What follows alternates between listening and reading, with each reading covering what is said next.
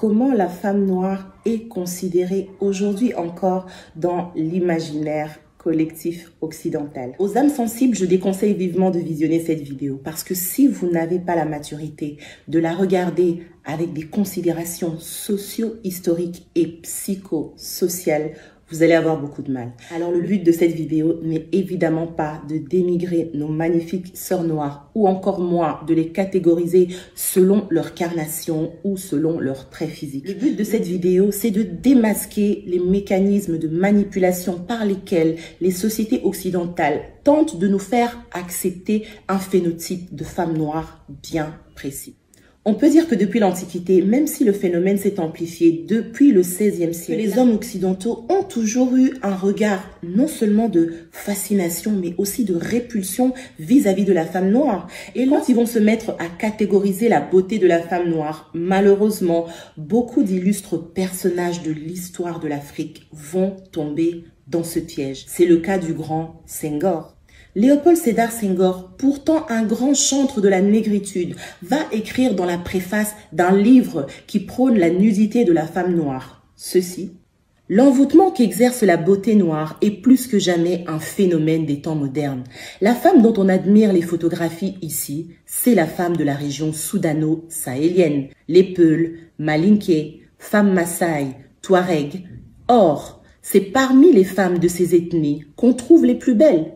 Les Européens, singulièrement les Français, qui sont de bons juges en la matière, ne s'y trompent pas. Alors pour les Occidentaux, la noire sur le terrain moral, c'est la plus maléfique, c'est la diablesse. Elle représente le péché, la souillure. Mais dans leur besoin de sexualité dépravée, la noire est la plus intéressante. C'est la sauvageonne, proche de la bête.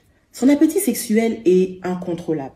À l'instar d'une Saartjie Baartman qu'on a ironiquement surnommée la Vénus Hottentote.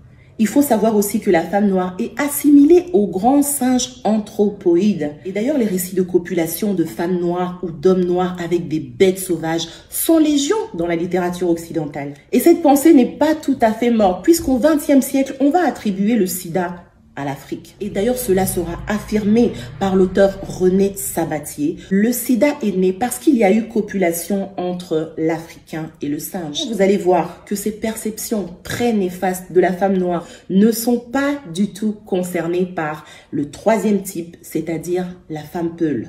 Et en effet, la femme Peul, c'est celle que les Occidentaux vont appeler la noire orientale.